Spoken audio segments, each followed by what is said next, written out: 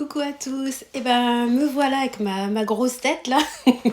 En fait j'ai décidé pour changer un peu quand je vous fais des vidéos un peu blabla et en gros vous voyez que mes jambes, je me suis dit que ça serait peut-être un peu plus sympa de toujours pas montrer ma tête puisque je tiens à conserver mon anonymat, mais c'est de mettre un espèce de animoji, je crois que ça s'appelle. En fait, j'ai piqué cette idée sur... je regardais beaucoup à une époque les vidéos de Budget Chris. Je sais pas si vous connaissez, elle fait énormément de vidéos et elle a énormément d'abonnés. Et je me suis dit que ça serait une bonne idée de faire comme elle pour rendre un peu mes vidéos plus sympa de voir un animoji que de voir mes jambes. Voilà, donc je vous retrouve aujourd'hui en fait pour, comme d'habitude, une espèce de vidéo blabla où en fait je voudrais... partager avec vous les prises de conscience que j'ai eues ces dernières années. Donc pour rappel, moi je suis mariée, je suis maman de 3 enfants, donc de 6 ans, 3 ans et bientôt 5 mois. Voilà, donc maman d'une famille nombreuse, ça me fait toujours drôle de dire ça parce que j'ai tellement galéré pour mes enfants que... Enfin vraiment dans la vie, les personnes qui galèrent croyaient en je sais pas quoi, mais tout peut arriver quoi. Donc, je voulais juste situer le contexte. Et en fait, par rapport à ma situation d'aujourd'hui, j'ai eu pas mal de prises de conscience au niveau de ces dernières années. Et particulièrement, en fait, ma prise de conscience au niveau de la gestion du budget et du fait de vraiment m'y mettre à fond, ça a été mon déclic à moi, ça a vraiment été la pandémie. En fait, je me suis rendu compte que du jour au lendemain, on le sait tous, bien sûr, que notre vie, elle tient qu'à un fil, que tout peut basculer du jour au lendemain, etc. Mais quand c'est quelque chose qui est mondial, enfin, je veux dire, on a vécu quand même, je pense, vraiment quelque chose d'historique. Enfin, c'est... Moi, jamais j'aurais pensé vivre dans ma vie une pandémie. Donc, je me suis dit vraiment, j'ai compris certaines choses. J'ai compris déjà que du jour au lendemain, les gens pouvaient devenir fous. Parce que, je sais pas si vous vous souvenez, mais les gens, ils se sont rués dans les rayons pour faire du stock. Chose qui est un peu critiquée quand je parle de stock dans mes vidéos. Mais moi, j'ai compris certaines choses. Enfin, j'ai compris.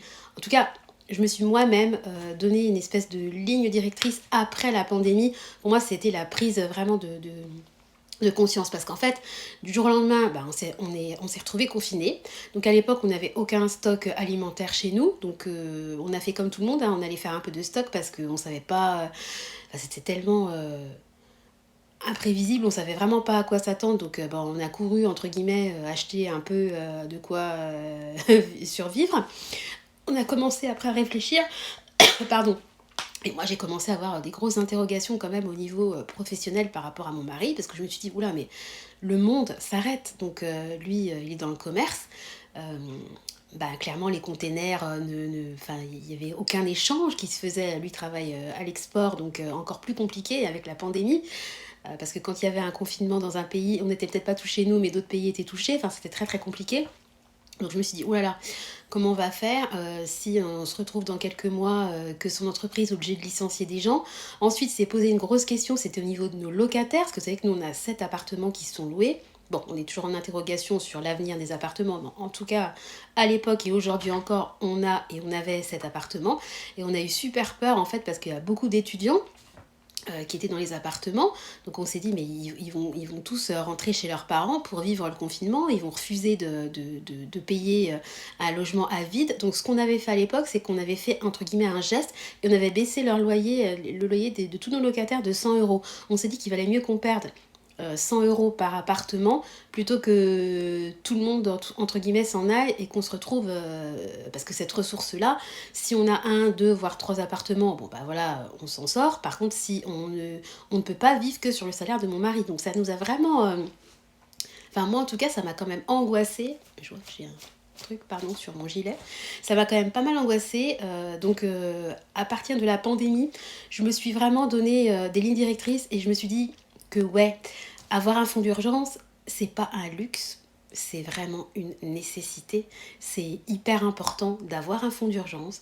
Et je me suis aussi dit que c'est hyper important d'avoir un stock. Parce que le stock, c'est quelque chose qui est assez critiqué. Il y a des gens qui ne comprennent pas l'intérêt d'avoir un stock chez eux. Je l'entends, moi-même, j'y portais pas vraiment d'intérêt il y a quelques années. Mais aujourd'hui, et puis aussi le fait d'être maman de 3 enfants, typiquement, Vous voyez, moi le lait pour Nathan, pour le bébé, je m'approvisionne par Amazon parce que c'est plus pratique pour moi et je le prends vraiment, je prends 6 boîtes de lait d'un coup, puis comme ça je suis tranquille. Et ben moi ça me rassure d'avoir 6 boîtes de lait chez moi et je me dis que si un jour il arrive quelque chose, et ben au moins j'ai de quoi entre guillemets nourrir mon enfant pendant 6 semaines. Et moi ça me rassure d'avoir, je sais pas moi, 5 kilos de pâtes à la maison. Peut-être qu'on mangera pas super équilibré et voilà, mais l'essentiel c'est quand même de pouvoir se nourrir dans un scénario catastrophique. Alors, la catastrophe, au final, elle n'est pas arrivée, et puis voilà, tout le monde s'en est, entre guillemets, enfin, personne n'en est mort, même si cette pandémie, elle a quand même laissé des grosses traces. Il y a quand même des gens qui ont perdu leur emploi, enfin, il y a quand même des vies qui ont été vraiment extrêmement chamboulées suite à cette pandémie. Donc, voilà, j'ai réfléchi, je me suis dit que bah, voilà, les revenus qu'on a, que je considérais entre guillemets comme un peu du sûr, bah, en fait c'est hyper aléatoire. Et ça m'a fait vraiment un déclic et je me suis dit mais oui, il faut être préparé le plus possible à l'imprévu. Alors bien sûr, l'imprévu, bah, par définition c'est imprévisible, mais je trouve que c'est quand même bien d'avoir une sécurité au niveau de l'épargne, d'avoir un minimum de côté. Mon idéal, vraiment, ça serait d'avoir 3 mois de dépenses, ensuite de passer à 3 mois de salaire, et puis après, peut-être 6 mois de dépenses et 6 mois de salaire. Vous savez, nous, on a beaucoup d'épargne, donc voilà, l'épargne pour l'épargne de précaution, dont beaucoup de personnes vont servir pour faire des réparations pour une voiture. Nous, on a une épargne spécifique réparation de voiture, donc je vais pas forcément avoir un an de salaire de côté. Mais voilà, je trouve que c'est important quand même d'avoir de l'épargne de précaution. Et voilà, le stock alimentaire, pour moi, à partir de cette pandémie, eh ben, il est venu dans le top 3 si vous voulez, de mes objectifs épargne et stock. Quoi. Ça m'a vraiment fait... Ça m'a changé, cette pandémie, ce Covid. Je pense que je suis pas la seule. Ça a changé quand même beaucoup de personnes. Ça a beaucoup changé notre façon de voir le monde. Même les gens qui se sont mis au télétravail et qui après ben, ont goûté en fait à cette liberté de pouvoir travailler chez soi et qui ont souhaité conserver cette qualité de vie, parce que voilà, mon mari il est très très souvent à domicile et c'est vrai qu'on a une qualité de vie qui est sans égale. Enfin, s'il devait partir le matin à 7h et revenir à 19h, moi j'aurais pas le soutien que j'ai au quotidien et je pense que je serais beaucoup moins épanouie dans mon quotidien. Donc voilà, en fait je voulais juste dire que la pandémie m'a fait réfléchir et que en fait j'ai créé mes propres objectifs à partir de ce déclic là.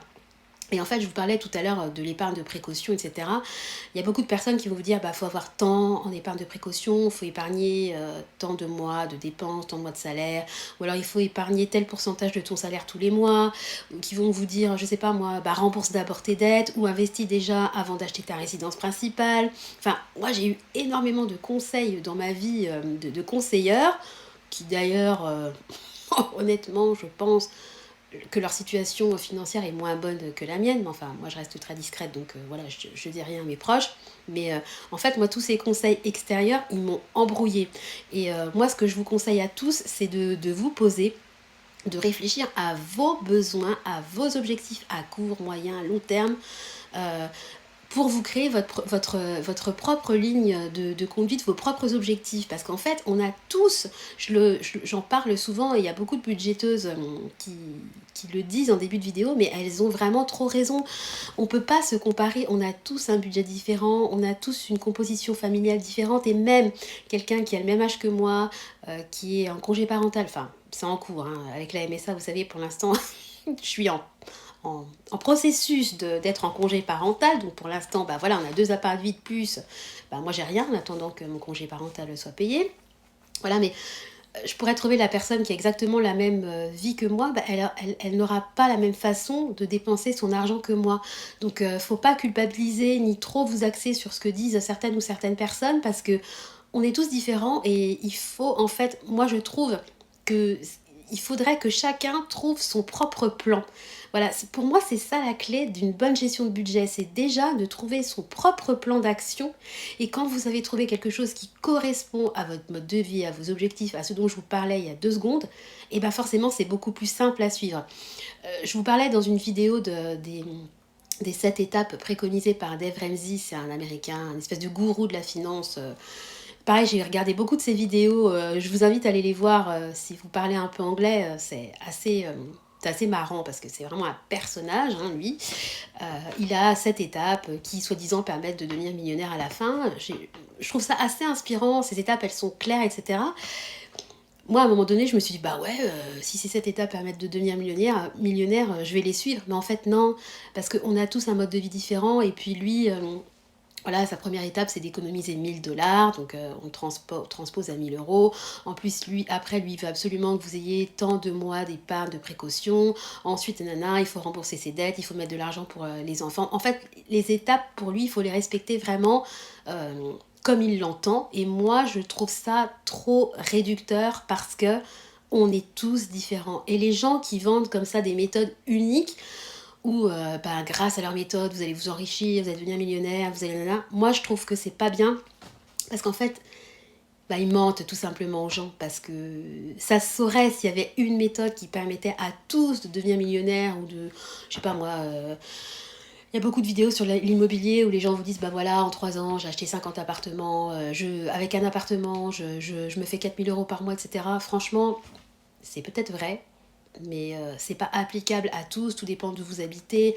C'est pareil, les banques, elles vont pas forcément vous prêter, alors qu'il y a d'autres personnes, elles vont prêter. Il y a des critères hein, d'attribution. Enfin, moi, ce que je veux vous dire, c'est faites-vous votre propre chemin. Et c'est pour ça que, pareil, dans une vidéo, je vous disais que moi, je parle pas beaucoup de mes objectifs financiers à mon entourage, parce que, comme je vous disais il y a quelques minutes, j'ai eu beaucoup de conseils.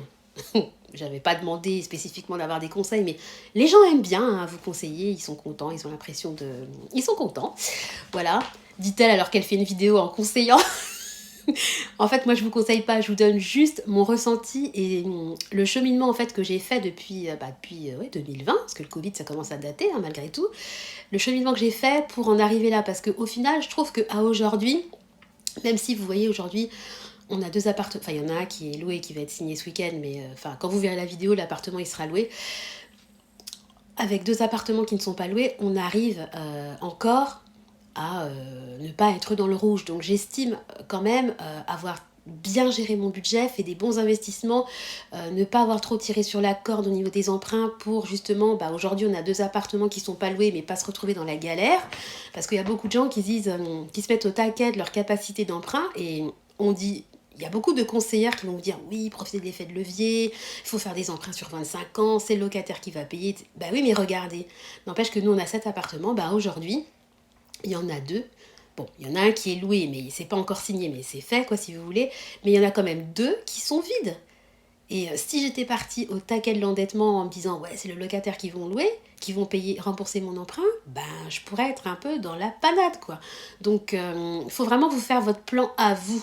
Voilà, moi, je suis là pour partager un peu mon expérience, et puis j'adore échanger avec vous, j'adore les mails que vous m'envoyez, parce que je trouve ça super enrichissant, et j'apprends beaucoup de vous, et comme, entre guillemets, on ne se connaît pas, les échanges, il y a pas d'affect, en fait, dans les échanges. Donc, il y a des gens, quand vous allez parler de votre volonté d'investir, par exemple, si c'est mes parents, ils vont tout de suite voir le « Oh là là, si elle tombe sur un mauvais payeur, elle peut se retrouver dans la galère. Oh là là, si il y a plus de locataire, elle va pas pouvoir rembourser son emprunt, etc. » Donc, ils sont plus dans la protection. Et même si je suis sûre que dans leur fort intérieur, ils trouvaient que l'idée était bonne, mes parents, quand je leur en ai parlé, ils étaient vraiment plutôt en train de « Ouh là là, Sandra, qu'est-ce que tu fais? T'es sûre? Mais t'as quand même... dans quoi tu t'engages? Tu vas galérer, etc. » Bah oui, c'est sûr que c'est du travail. C'est sûr que là, les états des lieux d'entrée, de sortie, les vacances locatives, les charges, le fait de faire des petits travaux, etc. Les annonces, répondre aux gens qui comprennent, qui ne lisent pas l'annonce. Vous avez beau mettre tous les détails que vous voulez dans l'annonce, ils vont vous demander « Mais quel jour on peut visiter alors que vous avez bien noté que la visite aura lieu de tel... » Enfin, c'est comme ça, j'ai calé l'affaire. Mais bon, voilà. Bon, je suis très bavarde. Je voulais juste dire que le confinement m'a beaucoup servi pour que même dans le négatif, en fait, j'ai réussi quand même, je trouve, à en tirer du positif parce que, eh ben justement, mon mari était à la maison. Il a pu vraiment être un gros relais pour moi au niveau des enfants. Ça m'a donné donc plus de temps pour moi, pour me poser, pour réfléchir. Parce que même là, vous savez, pour remplir mes trackers, pour faire mes comptes, etc., j'ai toujours un enfant qui est dans mes pattes, Nathan qui pleure, je coupe la vidéo, je reprends la vidéo. C'est difficile pour moi d'avoir ne serait-ce qu'une heure de temps de A à Z, pas 1 heure découpée en 5 minutes. Vous voyez ce que je veux dire? Voilà. Et ce temps-là, je trouve que je l'ai bien utilisé et des fois, ben, c'est bien de se prendre 1 heure quand on peut, parce que en l'occurrence aujourd'hui, c'est pas forcément évident. Là, vous voyez, je filme la vidéo. Mon mari, il m'attend dans les bras. Il est 13h et quelques, il est en train de regarder le journal. Euh, J'essaie de trouver des petits créneaux comme ça de 20-25 minutes où je peux, entre guillemets, voilà, tourner mes vidéos, mais c'est pas évident. Si vous avez le temps, si vous pouvez, prenez-le ce temps, parce que même moi, ça me fait du bien. Quand je fais mes vidéos, je suis toute seule, j'ai pas d'enfants à côté de moi, enfin sauf dans les retours de course, parce que les enfants, ils adorent participer, mais c'est un moment entre vous et moi où je peux vraiment parler. Moi, je vous parle vraiment comme si je parlais, enfin, la façon dont je parle à la caméra, c'est vraiment comme je parle en vrai, quoi. Il y a aucun filtre. C'est vraiment moi à 100%, quoi. Et je suis trop contente d'avoir trouvé ce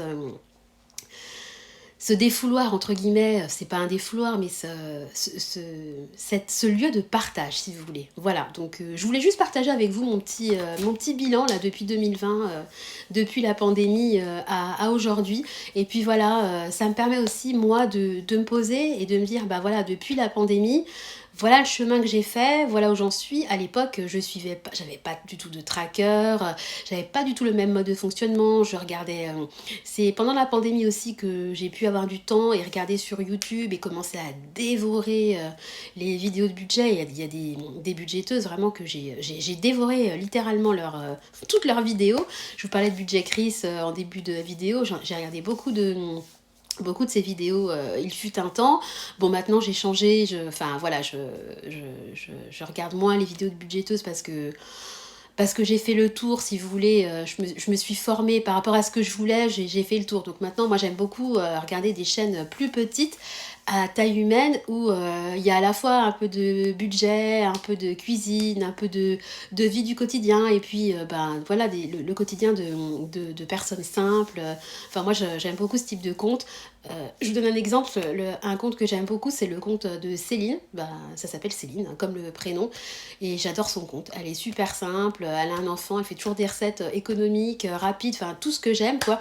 J'aime beaucoup son compte, donc je te fais un petit coucou si tu me regardes, voilà. Je te fais de la pub, mais vraiment j'aime trop ta chaîne, donc donc voilà, je te fais un coucou. Bon écoutez, je vais arrêter parce que vous me connaissez, je suis très bavarde, j'ai fait le tour, je vous ai dit ce que je voulais vous dire. C'était vraiment une vidéo pas du tout prévue, hein. J'ai pensé à ça il y a 10 minutes, puis je me suis dit bah tiens, les deux grands, c'est le premier jour aujourd'hui où Clément va à la cantine, donc les deux sont à la cantine. J'ai un peu de temps pour moi, bah tiens, je vais prendre la caméra, je vais tester ce fameux Animoji là. Vous me direz ce que vous en pensez. Et puis, bon voilà, je voulais vous partager un petit peu mon petit bilan depuis 2020. Voilà, j'espère que j'aurais pas été trop, que je serais pas trop partie dans tous les sens. Moi, j'ai tendance un peu à, je parle tellement et je suis tellement spontanée que des fois, je me dis mais ils doivent rien capter. Ce que je raconte, où je veux en venir, mais enfin voilà, j'espère que j'aurais quand même été compréhensible. Voilà. Bon bah écoutez, comme d'habitude, je reviens très rapidement vers vous. Je pense que je vous ferai un retour de course et puis un petit point budget très prochainement. En attendant, je vous fais à tous des gros bisous. Et puis bah je vous dis à très bientôt. Allez, je vous embrasse, à bientôt. Bye bye.